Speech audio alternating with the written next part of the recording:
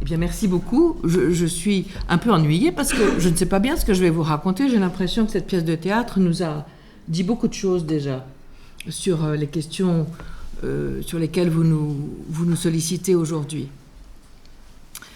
D'abord, vous dire que je suis très contente d'être là et notamment de découvrir la Fondation du domicile que je ne connaissais pas et qui me paraît extrêmement intéressante dans son rôle et dans son propos. Et surtout au moment où nous sommes, paraît-il, en plein virage domiciliaire, c'est comme ça qu'on dit, ma chère Daphna.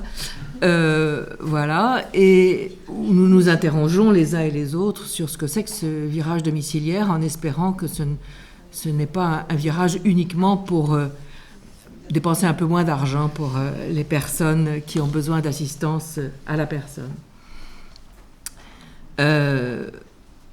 Et pour s'interroger aussi un petit peu davantage sur ce que c'est que de vouloir rester à domicile absolument. Et je pense que effectivement, c'est une des questions qui se posent à nous et que la situation serait radicalement différente si la même scène de théâtre était tournée en EHPAD. Bien que, paraît-il, l'EHPAD, c'est toujours notre domicile. Alors, juste pour en rajouter un tout petit peu, si je peux me permettre, dans la présentation que vous avez eu la gentillesse de faire de moi, je suis aussi une des personnes qui a fondé ce bazar qui s'appelle le Conseil national autoproclamé de la vieillesse, il y a quelques années, et qui a pour intention de mettre un peu les pieds dans le plat sur les politiques de la vieillesse d'aujourd'hui, et de dire qu'il serait temps que les politiques de la vieillesse soient pensées avec les premiers intéressés, c'est-à-dire les personnes vieilles, que je représente ici aujourd'hui avec bonheur. Voilà, donc ça c'est important parce que beaucoup de nos adhérents, on est quand même 4500 aujourd'hui mine de rien, voilà, disent tous qu'effectivement ils veulent rester à domicile et que ce maintien à domicile est absolument essentiel. Mais qu'est-ce que ça veut dire rester à domicile ? Ça veut dire être respecté dans son domicile, ça veut dire continuer d'être maître de sa vie, c'est ça que ça veut dire de vouloir rester à domicile. Donc il faut que ce soit un domicile qui ne soit pas envahi par la médecine, ou par les soignants, ou par les personnes qui viennent s'occuper de vous, et qui ont tous la clé, ou l'accès à une boîte à clés, et qui rentrent sans qu'on sache quand, ni comment, ni pourquoi, à toute heure de la journée, etc. Ce qui arrive quand même extrêmement souvent. Donc on veut être respecté dans son chez-soi, au sens de l'intimité que ça suppose, et de l'autorité que ça suppose sur sa propre vie. C'est ça ce que signifient les gens quand ils disent « je veux rester chez moi et je ne veux surtout pas qu'on m'oblige à partir ailleurs ». Voilà, donc c'est vraiment quelque chose de très important et qui fait toute la différence, me semble-t-il, sur le fait d'être dans une autre institution. L'autre chose que je voudrais apporter en introduction de ces quelques mots, c'est quelque chose autour pardonnez-moi, je ne sais pas si c'est le bon terme, du flou de la question, en fait, un peu. Parce que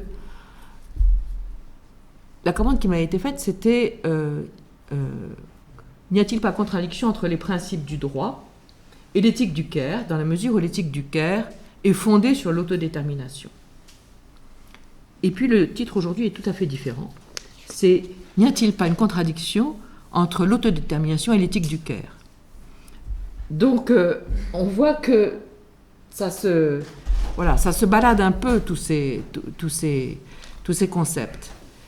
Et finalement, c'est ça que je voudrais juste remarquer avec vous, c'est que, au fond, il y a une tension, effectivement, entre deux pôles, et qu'il n'y a pas de bonne solution, comme on l'a vu dans la petite pièce de théâtre que vous nous avez offerte. Les deux doivent être maintenus et doivent rester en tension. Et il n'y a pas de vérité éthique, notamment, entre ces deux pôles. Et ça, c'est très important de se dire qu'il n'y a pas de vérité éthique. Hein. Comme le disait Monique Cantos-Perber, c'est plutôt une interrogation morale que nous propose l'éthique. Ce n'est pas un plus disant ou une vérité absolue. Et cette tension, c'est elle qui nous fait, d'une certaine façon, avancer et rendre peut-être un peu plus proche de la moins pire des solutions possibles. Et c'est ça qui est important. C'est vrai en matière de travail social, comme vous venez de le montrer. C'est vrai aussi dans le droit, puisque, mais je pense que Olivier Keller va nous le dire dans un instant, finalement, qu'est-ce qu'il défend le plus, le droit? L'autodétermination et le respect de l'autonomie de la personne, ou la protection du vulnérable? C'est un peu difficile de le savoir. Peut-être que vous pourrez nous le dire, mais moi, si je me tourne dans un endroit, je vois qu'il protège plutôt la personne vulnérable, et si je me tourne de l'autre côté, du côté de la loi sur le droit des patients ou sur le médico-social, effectivement, de 2002, je vois que non, qu'il propose plutôt que les droits des personnes vulnérables soient respectés au même titre que si elles n'étaient pas vulnérables. Et quand je lis le rapport de Caron d'Église il y a quelques années, je lis la même chose. Je dis pour que les personnes puissent avoir des droits effectifs, il faut augmenter leur protection juridique. Donc, c'est compliqué. En médecine, c'est pareil. En médecine, cette tension entre le respect du principe d'autonomie et le principe de bienfaisance, non-malfaisance, est extrême. Voilà, alors, quand j'ai dit ça, je n'ai rien dit. Et je me proposais, moi aussi, de vous faire travailler à partir d'un exemple sur lequel je suis sollicitée actuellement, qui ressemble beaucoup à l'histoire de Madeleine, donc je vais être rapide. Mais juste pour vous dire que c'est vraiment très compliqué. Il s'agit d'une vieille dame, comme par hasard, ce sont toujours des vieilles dames, de 95 ans, qui vit seule chez elle. Elle est veuve depuis 30 ans, elle a 4 enfants, et elle voit assez peu ses enfants, et elle se débrouille toute seule à la maison très bien. Il se trouve que je connais bien cette vieille dame parce que je l'ai suivie comme médecin pendant très longtemps. Elle n'avait pas grand-chose, mais il était très important pour elle de venir me voir en consultation tous les 6 mois. Bon. Et donc, du coup, je la connais bien, et c'est pour cela qu'un de ses fils, son fils aîné, m'a appelé il y a quelques jours, un peu perdu, en me disant « J'ai besoin que vous m'aidiez pour ma vieille mère ». Alors, elle se nourrit mal, ce qui est extrêmement fréquent chez les gens extrêmement âgés qui vivent seuls. Donc, elle maigrit beaucoup, et donc, avec tout ce que ça peut comporter comme risque chez elle, de chute, etc. Elle n'est aucunement malade. Elle a de plus en plus de petits troubles de la mémoire récentes, donc compliqués pour organiser les choses et pour qu'elle s'en rappelle. Elle est sourde comme un pot, donc elle ne répond plus au téléphone et il est très difficile de communiquer avec elle. Comme vous le savez, à partir d'un certain âge, ils sont strictement incapables de se servir 2 jours de suite d'un téléphone portable parce qu'ils ont oublié sur quel bouton il fallait appuyer, sur quelle touche pour pouvoir, etc. Donc, pas de communication possible avec elle. Comble de la catastrophe, elle est de plus en plus paranoïaque. Et donc, mais c'est aussi extrêmement fréquent. Bon. Et donc, elle pense qu'on la vole, elle pense que... Et elle s'est brouillée petit à petit avec tous les gens de son entourage proche. Elle a accusé un de ses voisins de vol. Elle vient de se débrouiller avec sa gardienne qui avait les clés, qui était la seule personne que les enfants pouvaient appeler pour être sûrs que... etc. Voilà. Et donc il dit, c'est pas possible que ça continue comme ça. Est-ce que vous auriez le nom d'un gériatre à me proposer pour qu'on l'emmène en consultation de gériatrie? Mais pourquoi faire en consultation de gériatrie? Elle n'est pas malade, elle prend aucun médicament, elle veut pas y aller. Bah, j'ai pas l'âge d'aller chez un gériatre. Et voilà. Ensuite de ça, ils me disent, mais pour toutes ces histoires d'argent, elle est tellement paranoïaque, il faudrait peut-être la mettre sous tutelle. Alors là, c'est sûr que ça va exploser, la paranoïa. Et enfin, c'est pas raisonnable de la laisser seule chez elle, elle va tomber, personne ne sera prévenu, elle est incapable d'appuyer sur sa montre, je sais pas quoi. Et voilà, donc nous allons la mettre en EHPAD. Et franchement, c'est le contraire de ce qu'elle veut. Et si elle est attachée mordicus à son domicile, et si elle fait en sorte qu'il y ait le moins de personnes possible qui viennent la voir, c'est justement pour garder son autonomie. Et donc, qu'est-ce qu'on fait dans ces situations-là ? Vous avez raison, le risque n'est pas loin. Et le risque, pour l'instant, il n'est peut-être pas très grand. Mais demain, ça va être le risque, effectivement, de l'hospitalisation en catastrophe et de l'EHPAD qui va suivre. Et puis, peut-être le risque de savoir dans quelles conditions elle souhaite organiser sa fin de vie et qu'est-ce qu'elle attend de la médecine à ce moment-là, etc. Est-ce que vous êtes personne de confiance, messieurs les fils ? Non, elle ne veut pas d'une personne de confiance, ni d'un mandataire de protection future. Qu'est-ce qu'on fait ? C'est une histoire d'une banalité effrayante, pour laquelle il n'y a pas vraiment de solution. Et donc, moi, ce que je propose, ma conviction, c'est de rester persuadé que, effectivement, le choix de rester à domicile et de tout faire pour y rester et de clamer haut et fort ne veut pas dire rien. Il est extrêmement important et il est probablement celui qui nous conduit à nous dire finalement, ce n'est pas l'autodétermination qu'on doit respecter, c'est l'autonomie de cette personne, c'est-à-dire la continuité d'elle-même autant que possible dans le temps. Qu'est-ce qui serait le plus dans la continuité d'elle-même ? Eh bien, probablement quelque chose comme ce que vous avez proposé les unes ou les autres, c'est-à-dire d'aller discuter avec elle et les enfants en lui disant « Bon, alors, surtout qu'on en a parlé beaucoup dans le passé, où est-ce que nous en sommes maintenant ? C'est quoi les risques à venir ? Est-ce que vous les assumez ? Qu'est-ce qui ne serait pas assumable ? Qu'est-ce qui ne serait pas supportable d'un côté et de l'autre ? Et de la remettre au centre du dispositif, plutôt que d'avoir l'impression de gens qui la surveillent de loin sans oser le dire pour ne pas lui faire de peine, tout en le faisant et tout en prenant des décisions contre elle. Mais au fond, c'est une révolution mentale. Et vous parlez de paternalisme social, c'est familial qui parlait de ça. Moi, je parle souvent de paternalisme social. Finalement, le monde du travail social est resté plus paternaliste que le monde médical aujourd'hui. Et je les comprends parce qu'ils sont probablement confrontés à des situations très pratico-pratiques immédiates sur lesquelles il faut réagir. Et sur lesquels on se dit, mais est-ce que j'ai le droit de ne pas appeler les secours ? Est-ce que j'ai le droit de ne pas intervenir ? Est-ce que je peux les laisser prendre ces risques ? Ce n'est pas évident. Et en même temps, ces gens, une fois de plus, ils sont chez eux, ce qui veut dire, je veux rester maître de ma vie autant que je peux le décider. Et peut-être qu'une des phrases, et je termine là-dessus, de Madeleine qui, moi, m'a interpellée, c'est au moment où ses enfants disent quelque chose comme « on fait ça pour ton bien », et elle dit « mais ce n'est pas mon bien ». Et ça, c'est intéressant parce que son bien à elle, à ce moment-là, c'est probablement de rester dans le souvenir de son mari et de continuer de vivre comme elle l'entend, y compris éventuellement en prenant des risques.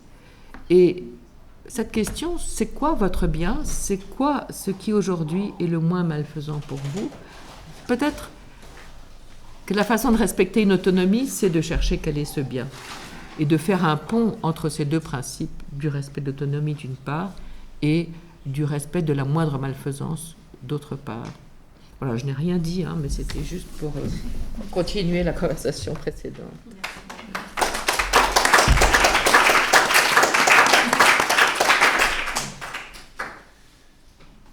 Alors, j'enchaîne pour me rallier totalement à la proposition que vous avez faite tout à l'heure pour dire qu'il y avait une tension fondamentale entre deux exigences contradictoires en médecine, en tout cas dans la manière de la pratiquer, et en droit, ça c'est sûr.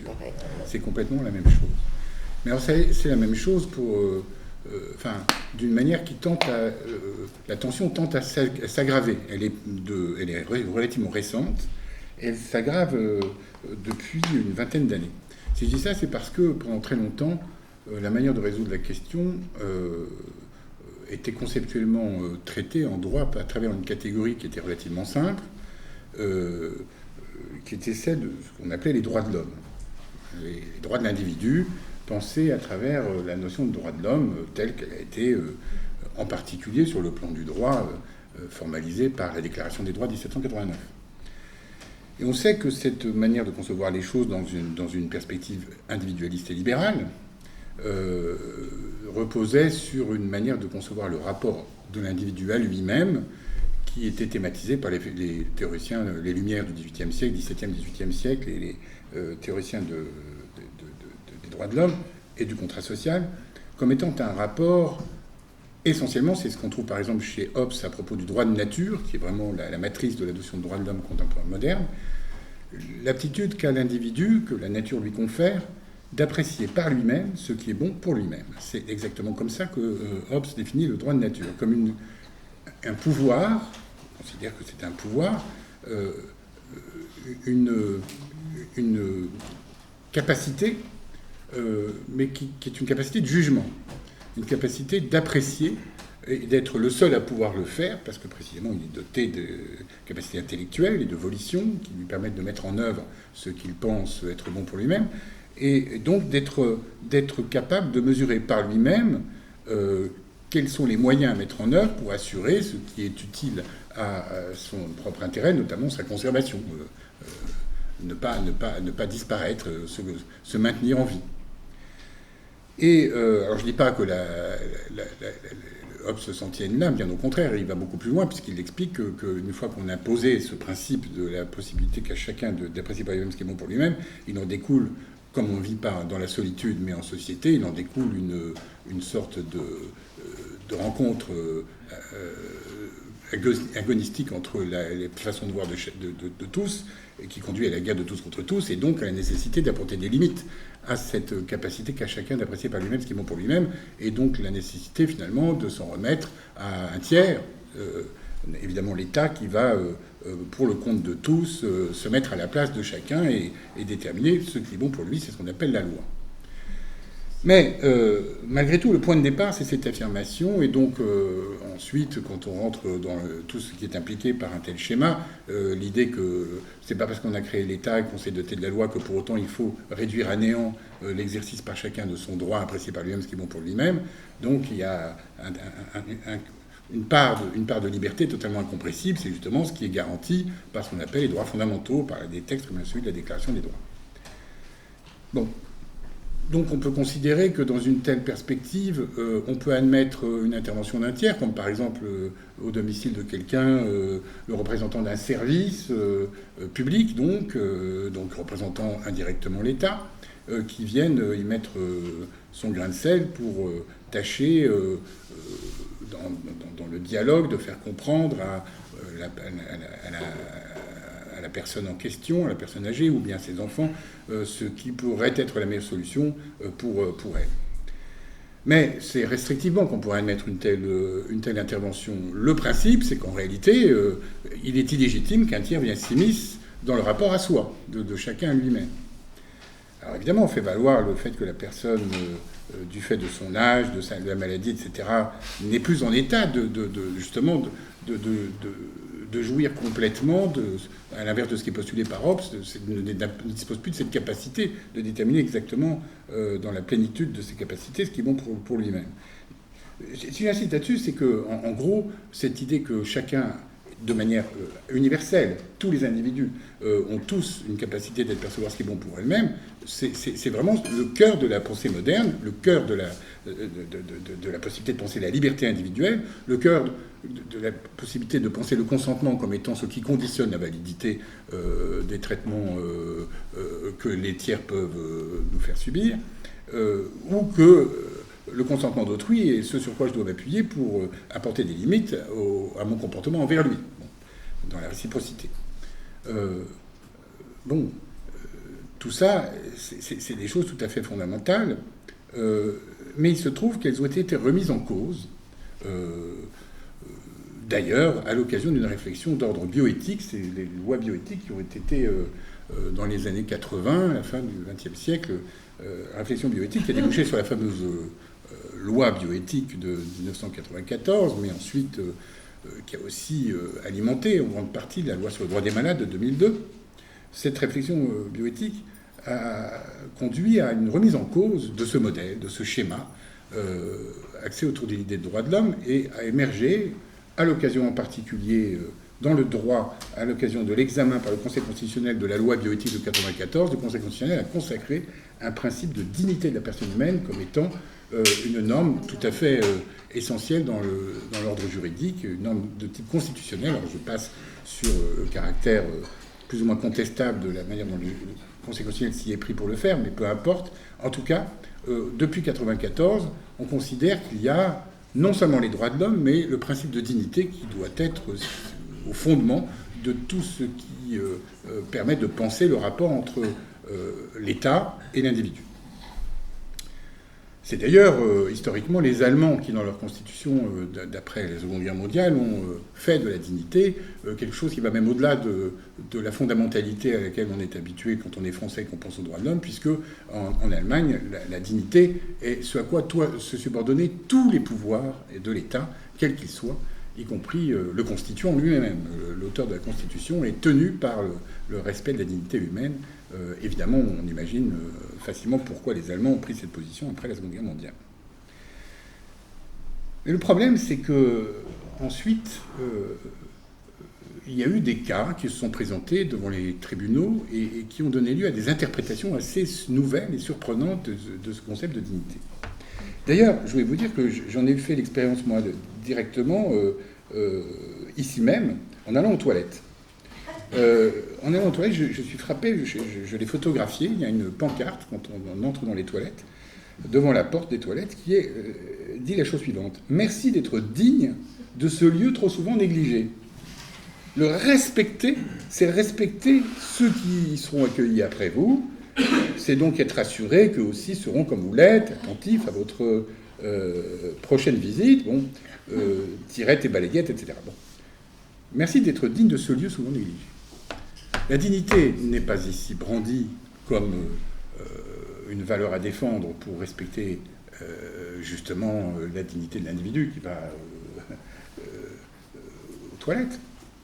Elle est brandie non pas comme une sorte de droit à, mais comme une sorte, au contraire, d'obligation. Être digne du lieu, c'est être digne de quelque chose qui est en dehors de soi, qui est au-dessus de soi. C'est donc l'obligation de s'élever à la hauteur de ce quelque chose qui fait qu'on doit s'en rendre digne. La dignité, c'est véritablement la dignitas au sens des charges publiques dans le droit romain. La dignité, c'est celle du magistrat, c'est celle du gouvernant, qui, précisément du fait de cette dignité, jouit de prérogatives, mais aussi d'obligations plus lourdes que celles qui pèsent sur le citoyen ordinaire. Il y a des droits, mais il y a aussi des devoirs. Il y a surtout des devoirs, et c'est précisément en ce sens que, dans un arrêt tout à fait extraordinaire du Conseil d'État de 1995, un an après la constitutionnalisation du principe de dignité, le Conseil d'État a promu une interprétation du concept de dignité tout à fait singulière, que je vous lis très très rapidement. Tout le monde connaît en fait cet arrêt parce qu'il a été très diffusé. C'est l'arrêt sur le lancer de nain. Le lancer de nain, c'est cette activité venue des États-Unis, comme il se doit chaque fois qu'il y a quelque chose d'intelligent à faire, qui consiste à ce que dans une boîte de nuit, dans un endroit de loisirs, un nain qui est vraiment le seul acteur de cette attraction, puisqu'il n'est pas un employé de quelqu'un qui lui ferait faire ce travail. Il est lui-même l'employé. Il est à la fois lui-même l'employeur et l'employé. Il est auto-entrepreneur dans une certaine mesure. Et il propose aux spectateurs, aux clients de la boîte de nuit, de jouer à un concours de lancer de nain, c'est-à-dire donc à se saisir de sa personne et de le lancer le plus loin possible. Et donc celui qui le lance le nain le plus loin possible a gagné, et donc tout le monde rigole bien parce que c'est très drôle. Et donc, cette affaire a suscité une indignation dans cette période qui a été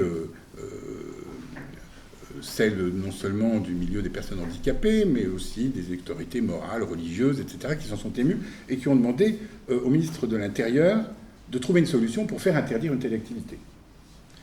Et alors, comme le droit pénal n'était pas mobilisable pour y procéder, il n'y avait pas véritablement de délit dans l'activité du lancer de nain, puisqu'il ne s'agissait pas de lancer un autre nain que soi-même, c'est le nain qui se faisait lancer par les spectateurs de sa propre initiative.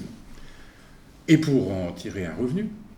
Le seul moyen qui a été trouvé, il n'y avait pas de contrat qui était signé avec un employeur, donc il n'y avait pas non plus de possibilité de faire intervenir le juge civil qui aurait pu faire annuler un contrat pour être porté atteinte à la dignité humaine.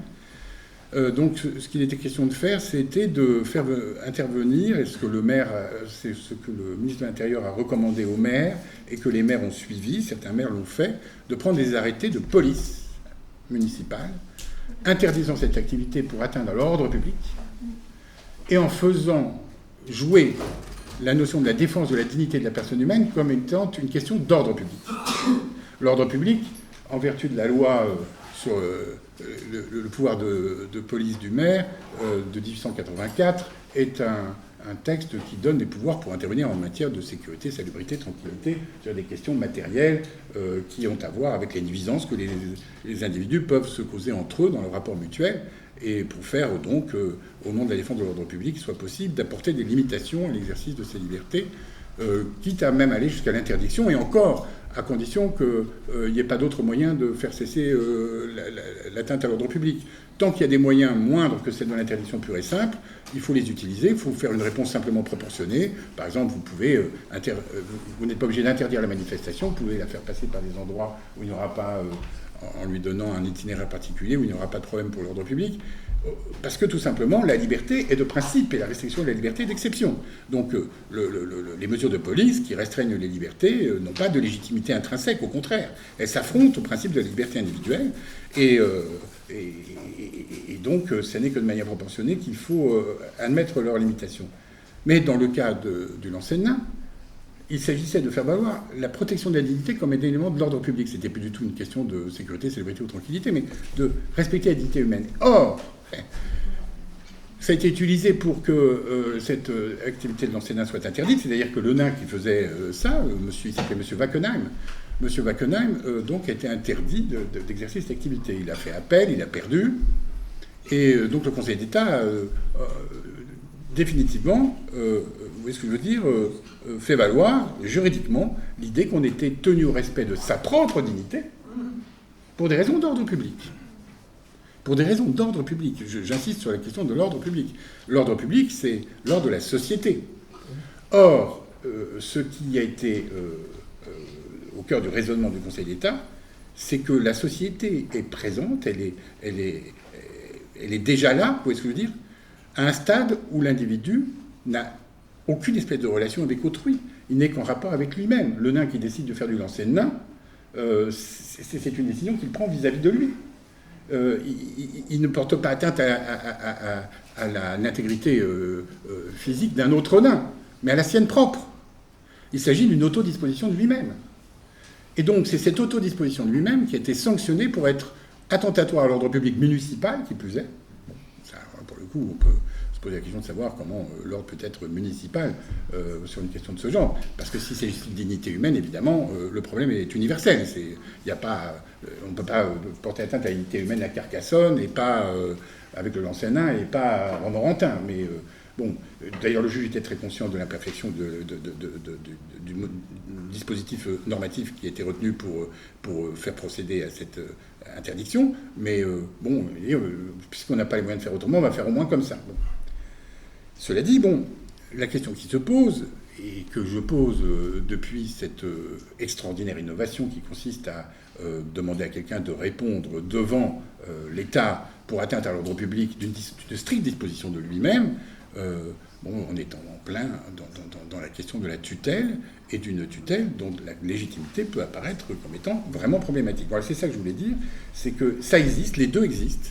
Il existe dans le droit l'idée de droit de l'individu, de droit de l'homme, et puis une idée totalement qui va contre-courant de dignité, entendue comme non seulement le respect de la dignité d'autrui, mais aussi et surtout comme respect de sa propre dignité et obligation de ne rien faire qui soit susceptible d'y porter atteinte. Ce qui donc une fois que cette jurisprudence a été lancée, évidemment, on a trouvé des tas d'autres possibilités de la faire jouer, comme par exemple l'interdiction de la prostitution, non pas en poursuivant le client, comme c'est le cas de la loi pénale actuellement, mais en poursuivant la prostituée elle-même, qui porterait atteinte à sa propre dignité, qui donc serait, dans une certaine mesure, fautive du non-respect d'elle-même. On peut aussi, dans la réflexion, quand je dis réflexion, c'est beaucoup dire, enfin, dans les décisions qui ont été prises avec une certaine hâte pour l'interdiction du port du voile ou de la dissimulation du visage, des arguments également de rapport à soi qui ont été avancés qui représentent la même difficulté. Donc c'est ça que je veux dire, c'est que moi je ne veux pas suggérer qu'il faille nécessairement opter pour l'indépendance ou l'autodisposition de soi ou l'autonomie au sens où cette autonomie n'est exercée qu'à la condition d'être médiée par l'intervention d'un tiers qui se trouve être forcément l'État ou ses émanations comme par exemple un hôpital, un secteur hospitalier public. Mais tout ça est quand même à intégrer dans la réflexion qu'on a aujourd'hui sur la légitimité d'une intervention au domicile des gens et dans l'intervention aussi dans les relations familiales, enfin, entre parents et enfants sur la question, que moi je trouve être... donc moi j'ai pris une position tout à l'heure, parce que j'ai clairement une sensibilité sur la question qui me fait pencher dans un sens plutôt que dans l'autre, mais ce que je voulais faire en intervenant, c'était pas vous dire qu'il fallait penser comme moi, mais c'était vous dire simplement qu'il faut être certainement très conscient du fait qu'il y a coexistence des deux conceptions dans le droit, et que cette coexistence est extrêmement problématique. C'est ça que je veux dire. C'est-à-dire qu'on ne peut pas savoir exactement à quelle sauce on va être mangé quand on prendra... parce que tout à l'heure, on a parlé du service à propos de la scène qui nous était présentée. Comme étant en arrière-plan, il y aura à devoir rendre compte auprès de son chef de service est-ce qu'on n'a pas été défaillant, est-ce qu'on n'aurait pas dû prendre une initiative, etc. Donc en arrière-plan, il y a la question de la responsabilité.